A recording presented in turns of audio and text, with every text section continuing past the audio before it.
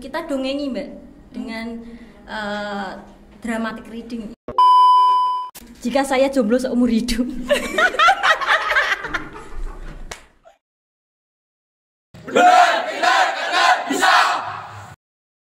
Assalamualaikum teman-teman. Nah, di podcast kali ini kita kedatangan tamu dari Mbak Dela. Oh iya, oke, perkenalkan sebelumnya nama saya Dela Widya Puspita dari Pemuda-Pemudi Duko Langen atau disebut PPL gitu. Mbak Dela itu masuk organisasi PPL sejak kapan? Saya kan bagian dari anak mudanya Duko Langen, Kecamatan Juwana, Kabupaten Pati gitu kan, Mbak. Nah, saya itu mulai aktif di PPL pada tahun 2017. Waktu itu di event 17-an Agustus yang dulunya PPL itu cuma diisi anak-anak pemuda aja. Mulai tahun 2017 ada pemudinya, seperti itu, Mbak.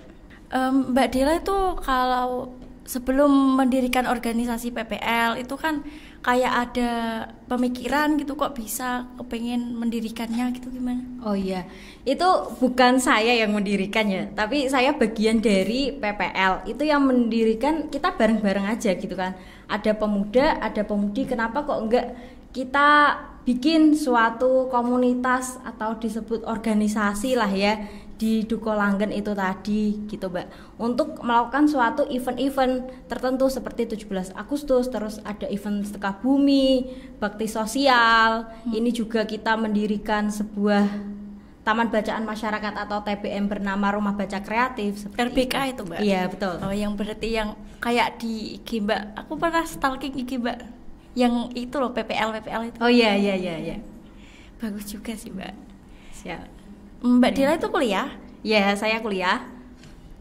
Tapi ini udah mau wisuda sih, Mbak. Kuliahnya di mana, Mbak? Di Undip Semarang. Ngambil jurusan apa? Jurusannya biologi.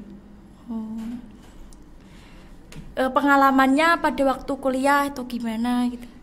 Waktu kuliah dulu itu saya sempat mengikuti organisasi dari awal saya maba tahun 2017 sampai 2020 saya di organisasi risetnya Fakultas Sains dan Matematika, namanya RIC, Research Incubator Center. Selain itu saya juga di PPL, saya dulu waktu kuliah kerap pulang seminggu sekali. Pulangnya itu bukan kumpul sama keluarga, tapi menyempatkan diri untuk kumpul bareng-bareng teman-teman PPL, entah itu rapat, entah itu kegiatan di RBK gitu, Mbak. Gitu. Berarti malah jarang kumpul sama keluarga. Jarang, sampai saya itu dimarahin ibu. Ngopo toh kamu ini kok kumpul-kumpul ngono iku manfaatnya apa, yang namanya organisasi kayak gitu kan nggak dapat uang toh, Mbak, nggak dapat penghasilan seperti itu. Yo wis, kumpul-kumpul mengadakan kegiatan seperti itu aja, tapi ada impactnya itu jangka panjang, Mbak, nggak bisa kita langsung gitu, impactnya nggak langsung seperti itu. Itu kan pas kuliah kan punya teman-teman toh. Niku yang teman-temannya pernah diajak ikut organisasi PPL atau gimana gitu. Untuk PPL sendiri itu saat ini hanya lingkup pemuda-pemudi yang berada di Duko Langen seperti itu, Mbak. Tapi kalau untuk Rumah Baca Kreatif itu biasanya kita didatangi teman-teman dari luar kecamatan, ada yang dari Celuak, ada yang dari Tayu seperti itu. Dan untuk buku-buku di RBK itu sendiri, teman-teman saya itu sangat berperan, di mana mereka sebagian besar mendonasikan buku-buku mereka di Rumah Baca Kreatif itu tadi, Mbak. Berarti sangat bermanfaat banget untuk para remaja zaman sekarang ya kan. Itu yang RBK di Perpus? Ya, Perpus, ya, TBM, Taman Bacaan Masyarakat. Tempatnya itu di mana, Mbak? Di Desa Langenharjo, RT 10, RW 2, di Jalan Juwana dari Jaksa kilometer 3 itu depan bakso itu loh, Mbak. Pernah gak sih? Pernah lewat gak? Gak pernah ke sana. Belum, ya. belum. Mungkin harus main ke sana ya, Mbak. Ya. Di depan jalan raya, soalnya gampang banget dijangkau gitu. Ya. Ini kan ngomong-ngomong tentang kuliah dulu ya, Mbak. Oke. pastilah kalau kuliah kan ada pengalaman ya, baik hal buruk mau yang berkesan atau gimana. Oke, berkesannya itu dulu waktu saya maba, gara-gara awal mula pendirian PPL dan Rumah Baca Kreatif, saya tidak pernah ikut ospek. Itu itu yang bikin satu angkatan saya dimarahin gara-gara saya pulang. Saya alasannya itu sakit kalau nggak ada acara keluarga. Padahal saya di rumah rapat bareng teman-teman. Cuman pulang hanya mengurusi PPL itu. Iya, bener.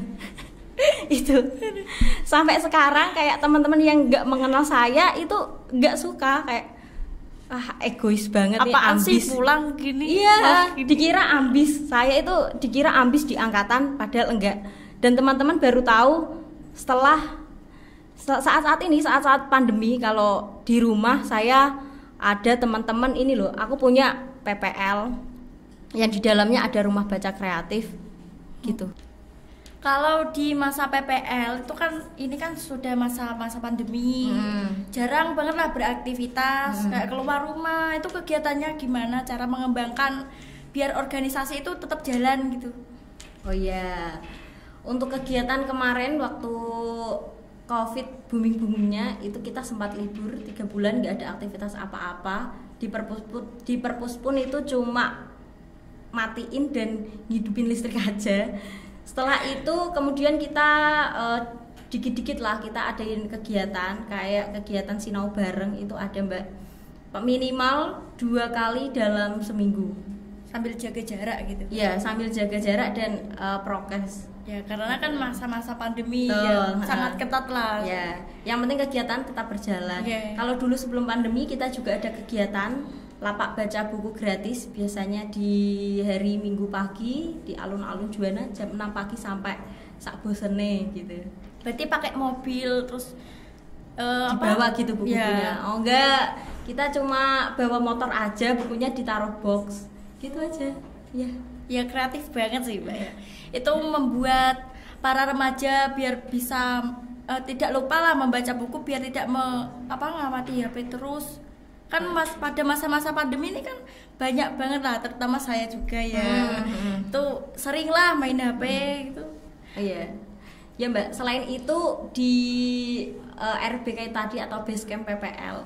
Nah, kan biasanya kalau di PPL kan anaknya heterogen, gak hanya kalangan orang-orang yang berpendidikan aja, teman-teman yang SD putus sekolah, SMP putus sekolah kayak gitu, ada yang udah kerja, ada yang kuliah, itu semuanya campur Mbak. Jadi tidak semua orang kita doktrin untuk kamu kalau ke perpus harus membaca buku, tidak seperti itu. Jadi perpus itu sebagai tempat rekreasi, tempat sharing, tempat bercerita, tempat bertemu teman-teman. Ini loh, kamu itu di desa, kamu itu di Duko, kamu itu punya teman gitu, kamu nggak sendirian, seperti itu. Kalau kamu pulang kuliah, pulang sekolah membawa ilmu yang kamu bisa aplikasikan di Rumah Baca Kreatif itu tadi. Tapi kalau yang anak-anak kecil itu ke basecampnya PPL itu main HP atau baca buku atau gimana? Biasanya mereka lihat-lihat buku lah.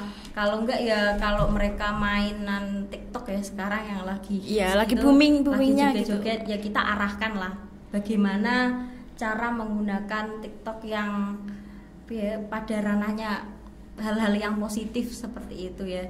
Terus juga kita ajarkan gak hanya akademik aja, tapi unggah-ungguh bagaimana akhlak yang seharusnya kamu lakukan, akhlak-akhlak baik kayak gitu Mbak. Terus cara kita toleransi kan di lingkungan saya itu kan umumnya homogen agamanya, sehingga kalau anak-anak kecil itu kedatangan orang-orang yang notabene berbeda sama kita, itu mereka kayak kaget gitu Mbak. Melalui Rumah Baca Kreatif, melalui kakak-kakaknya yang tadi kayak seperti saya, teman-teman saya, semuanya lah kita ajarkan, ini loh sebaiknya kamu harus toleransi terhadap perbedaan yang ada. Tapi rata-rata anak kecil zaman sekarang tuh jarang kok Mbak yang baca buku. Kalau diajak ke RBK itu pada baca buku atau lebih main HP-nya? Oh, itu kita ajak membaca buku, kita dongengi Mbak. Dengan dramatic reading itu cara dongeng dengan apa ya, Kayak drama gitu, dramatic reading tapi membaca dongeng.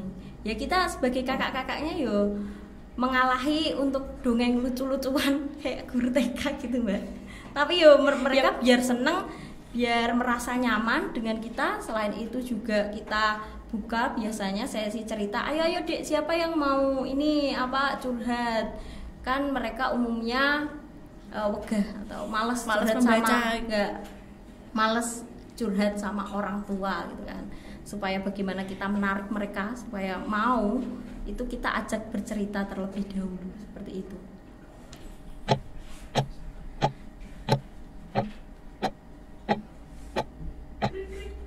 PPL pernah menghadapi kesalahan apa gitu? Permasalahannya PPL. Oh iya, permasalahannya itu anggota yang hilang-hilangan, terus kalau ada acara nggak ada orangnya. Wah, ya, itu cuma ikut-ikutan kepala copot gitu. Iya. Cuma numpang nama ya. Lah ya bahasanya. Nah, itu Mbak yang bikin mumet, pengen emosi. Ya, yang namanya orang banyak itu gimana sih ya? Ya gimana kan itu sesuka hatinya mau ikut, tapi kalau pas waktu kumpul pengen marah kok gak ikut ya nggak bisa ya Mbak. Nah itu permasalahan yang biasanya kita bicarakan. Kenapa kamu kok seperti ini, dengan apa? Ya. Pembicaraannya itu kayak masakan gitu Mbak, masak-masakan di base camp seperti itu. Itu kalau ngumpul ngapain aja kegiatannya? Ngumpul ya kita diskusi terus masak-masak, biasa kegiatannya disukai anak muda Mbak. Nongkrong gitu ya, sambil ngopi gitu ya, benar. Selama mengikuti PPL, hal apa yang membuat Mbak Dela belajar banyak hal? Oh iya, karena PPL ini isinya orang-orang yang berbeda semua Mbak. Dulu background saya nggak seperti ini gitu. Dulu penampilan saya juga nggak seperti ini.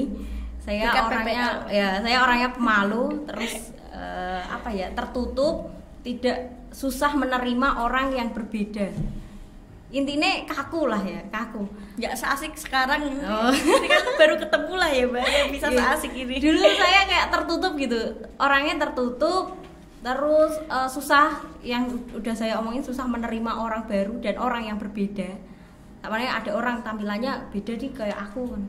Wes aku ngecap mereka ini jelek kayak gitu. Dan kan itu tidak boleh ya. Melihat dari luarnya ya, dari fisiknya. Setelah saya di PPL ketemu orang-orang yang berbeda dengan pemikiran-pemikiran yang berbeda, itu kok pikiran saya juga ikut berbeda juga. Dan itu ke saling menerima. Dan itu ke ranah yang lebih baiknya, ke positifnya gitu loh Mbak. Makna Sumpah Pemuda itu sendiri apa sih Mbak? Buat kita yang anak muda ya, oke. Anak milenial lah. Ya, Sumpah Pemuda itu diperingati pada tanggal berapa Mbak Mita coba? 20. Ingat gak? Lupa. 28 Oktober Mbak. Nah itu sebenarnya bukan hanya momen historical, event historical yang harus kita kenang, tapi itu sebenarnya kita diingatkan kembali bahwa kita ini anak-anak muda seperti kita ini punya kekuatan sebagai agent of change. Gak hanya agent of change untuk lingkungan sekitar aja, tapi lebih ini loh, merubah diri kita sendiri untuk ke hal-hal yang lebih baik. Setelah diri kita ini berubah menjadi lebih bahagia, tentunya lingkungan sekitar kita juga lebih positif Mbak. Setelah lingkungan kita positif, lingkungan terkecil kita siapa coba? Sekolah bisa, ya, keluarga. Ya. Apalagi kalau teman nongkrong ya, teman-teman nongkrong. Nah itu bener, kayak nongkrong kalau bahasnya yang kadang kan bahasnya kayak apa, hal-hal yang negatif itu lebih ke pengaruh hal buruk lah ya kan? Ya itu mungkin kalau kita langsung merubah 100%, kamu yang tadinya hitam kita rubah jadi putih langsung nggak bisa, tidak bisa. Harus dikit-dikit ya dikit-dikit. Contohnya melalui perkumpulan teman-teman lah ya, kayak ngopi nongkrong gitu kan. Itu kalau teman-temannya pada egois lah, itu kita nggak bisa berkembang. Betul. Itu kalau bahasa keren anak muda namanya toxic gengsi. relationship. Iya, toxic. Ya, banyak yang itu harus lah kita ya. hindari lah ya Mbak ya. Banyak lah anak muda sekarang yang pada mengikuti gengsi. Nah, ya, betul. ya lagi ya itulah. Kayak di TikTok itu kan banyak, ya nggak di TikTok juga sih. Di lingkungan kita semuanya juga ada. Iya. Itu gimana sih caranya biar biar nggak gengsi sama penampilan, biar pede lah. Oke. Bersyukur. Biar pede dan bersyukur ya, terima apa yang ada di diri kita itu tadi Mbak.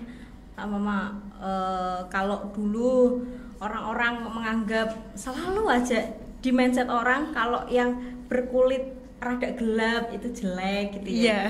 Ya kita ubah mindset itu. Kalau kamu nggak mau dikatakan seperti itu, kamu ya jangan mengatakan orang seperti itu, seperti gitu. Kan mengubah mindset pemikiran itu tidak mudah ya kan? Ya betul. Ya kan lewat kayak berkumpulan, kayak teman-teman. Banyak ya, caranya gimana sih? Saya sendiri juga begitu. Dimulai dari kita sendiri, dimulai Diri kita. Selalu dari kita sendiri. Kalau kita nggak mau diperlakukan seperti itu, ya please lah jangan melakukan orang seperti itu. Tapi rata-rata sih nggak bisa ya, kayak susah ya Mas. Sudah terlalu kayak tontonannya itu gitu terus gitu loh. Kayak di TikTok kan banyak lah yang ya gitu. Pasti semuanya pada scroll TikTok lah. Betul. Kontribusi PPL di era pandemi itu apa sih Mbak? Kepada masyarakat ya Mbak? Iya. Nah, kontribusi PPL di era pandemi ini kepada masyarakat tuh lebih menyajikan sesuatu yang dibutuhkan oleh masyarakat secara langsung ya. Impactnya secara langsung kepada masyarakat itu contohnya di kala pandemi ini kan masyarakat itu pengen dilindungi gitu. Kemarin tuh masyarakat di desa saya itu pengen sekali ada penyemprotan disinfektan seperti desa-desa yang lain, dalam tanda kutip iri gitu pengen. Nah mereka biasanya kalau pengen apresiasi kepada Pemerintah? Ya pemerintah desa itu biasanya lewat pemuda-pemudi Dukuhlanggen. Padahal kita sendiri itu gak ada hubungannya dengan Pemdes. Ada lagi gini Mbak, warga-warga ini pengen banget dibantu pendaftaran anak-anaknya ke sekolah. Kemarin kan kalau pendaftaran semuanya online ya. Mereka kebanyakan tuh kesusahan, apalagi bagi orang tua yang anaknya masih SD masuk SMP itu biasanya lewat online semua. Jadi jadi masyarakat membutuhkan jasa pendaftaran online masuk sekolah. Ya udah kita buka aja itu. Yang sangat namanya, membantu sekali. Yang namanya program pendaftaran online bagi calon siswa. Dari mulai SD masuk SMP masuk SMA. Nah, itu tahu kan Mbak pendaftarannya malam-malam banget. Ya udah kita layani mereka. Cepetan gitu ya, Mbak. Kasihan banget yang itu orang tuanya udah kayak lansia. Kan ada ya, anaknya masih SMP mau daftar SMA kan. Enggak, yang SD mau daftar SMP itu kan rata-rata susah banget. Kalau SMP kan sudah mengerti lah. Sudah mengerti yang namanya IT itu tadi ya. Kalau SD itu loh yang susah banget. Ya, dan juga di Basecampku itu kita sediakan laptop buat apa? Buat anak-anak yang membutuhkan laptop untuk mengerjakan tugas, mencetak tugas-tugasnya itu udah kita sediakan di sana. Yuk kita mulai aja. Ya. Oke, kayak anak TK. Yo. Ini shootnya yang pakai gini apa gini? Gunting batu kertas. Oh, gunting batu kertas wae. Oke. Gunting batu kertas. Oh. Saya kalah. Mana aku? Ya Allah, saya kalah ya. Malah saya yang kalah gimana ini? Yang kalah dapat der. Ya Allah, semoga enggak dapat pare. Yang kalah dapat der. Oke, Mbak Mita silakan diambil saja. Makan belimbing wuluh. Oke. Ya alhamdulillah lah, enggak. Enak iki Mbak, enak iki. Dibuat garang asem enak. Ini. Ya, Kecut enggak, Mbak? Cobain aja. Bismillah sih. Bismillahirrahmanirrahim. Nah, Enggak ketut.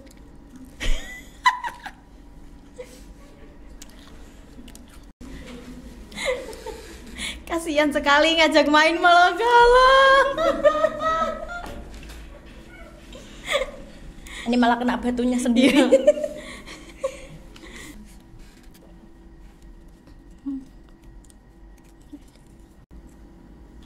Apa ketakutan terbesar kamu?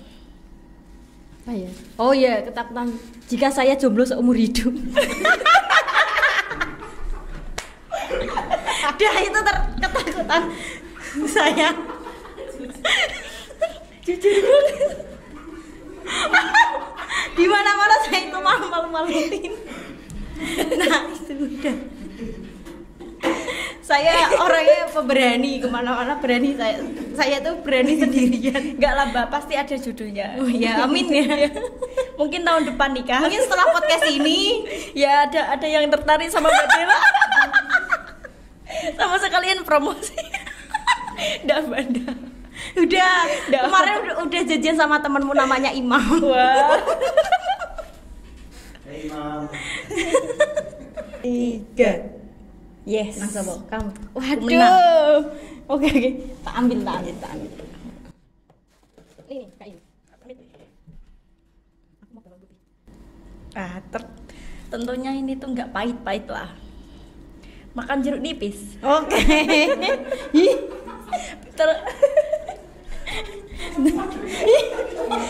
ini masih untung ya Mbak dapat pare. Kalau pare ya wassalam lah. Wassalam. Oke. Mana? Aku berani. Ayo. Karena aku hanya takut jomblo seumur hidup. Bismillahirrahmanirrahim. Bismillah. Tanpa ekspresi kalau bisa. Ini tisu. Baru pertama kali. ini dikecetebol. Ini tadi piye rasanya? Ya asam manis, ya asam kecut gitu. Kayak hidupku Mbak.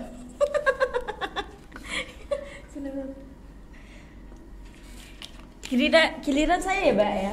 Ini Mbak dibacakan.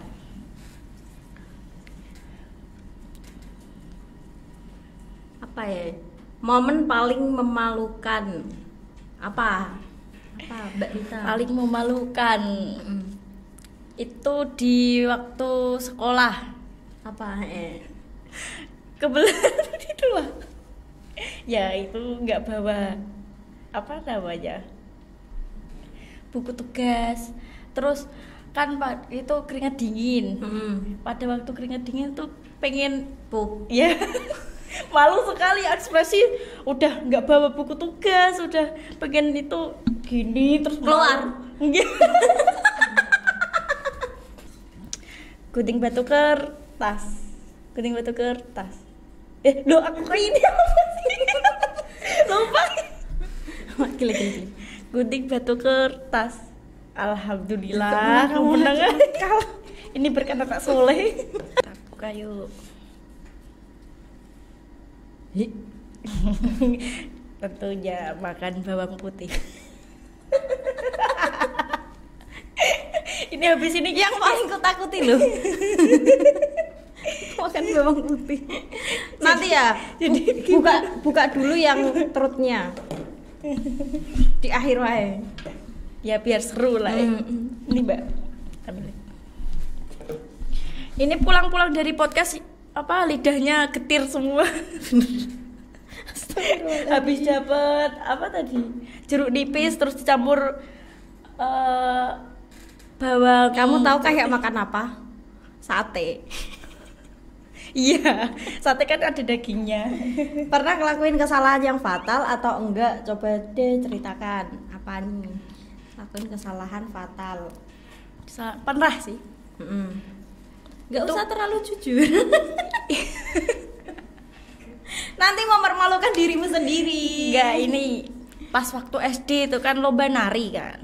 Dapat piala, juara 2. Dan saya itu kan membawa pialanya gini kan piala. Terus bukunya kan besar, saya kabutan gini, banyak orang tuh pecah pialanya. Malu, astagfirullahaladzim, serasa pengen ya nangis saya mbak. Dapat piala malah pecah. Iya, takut dimarahin semua tim. Dapat piala tak pecahin, ya Allah. Terus gimana akhirnya? Ya akhirnya diakalin guru gini, nggak apa-apa nanti bisa dibenain kok biar nggak pada marah-marah gitu. Malu saya mbak. Kasihan sekali. Itu jadi nggak jadi foto. Pialanya pecah. Iya, juara 2 lumayan lah mbak. Oke. Udah kan podcastnya? Udah, ini kan ada lagi tuh tantangannya mbak. Ada satu lagi sih mbak. Makan itu. Ya. Diganti boleh gak sih? Ya udah kita main lagi. Ya wes, Ayo. main lagi. Aku ambil aja ya. Ini Main lagi. main gini Ya wes, apa mbak Edila ambil? Ambil aja deh. Ya udah. Ambil aja. Malah tuh. Udah nyerah. Terut angin-angin. Makan asam Jawa. Mending ini. Hitung-hitung diet lah mbak. Udah kecut sama kecut ya. Aku kemarin diet tuh sakit toh. Ini pulang dari podcast, untung itu loh berat badannya tiba-tiba nurun dah. Alhamdulillah. Dietnya Dikit nggak aja yo, sia-sia. dikit aja yo. Ya. Gimana rasanya mbak? Enak. Kalau Mending daripada ini aku. no daripada ini. Udah, Untung udah. parenya nggak ada yang dapat ya mbak. Oke, terima kasih kepada Mbak Dela sudah mau menghadiri podcast kali ini. Pesan yang perlu disampaikan untuk podcast ini apa sih mbak? Mungkin dimulai dari kesannya aja ya. Kesannya aja sangat senang saya mewakili PPL itu bertemu dengan pemuda-pemudi yang progresif di Juwana ini. Wah, mantep tenan. Biasanya jarang banget ketemu pemuda-pemudi yang progresif seperti ini, tapi ini di kesempatan podcast di SMK BTP Juwana ya Mbak. Ya, saya bertemu dengan kalian. Semangat terus untuk podcastnya, semoga sukses dan lancar ke depannya. Amin. Semakin kompak ya Mbak. Ya, makasih mbak. Ya.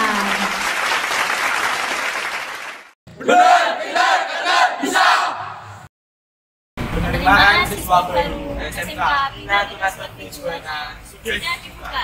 Mari bergabung bersama kami.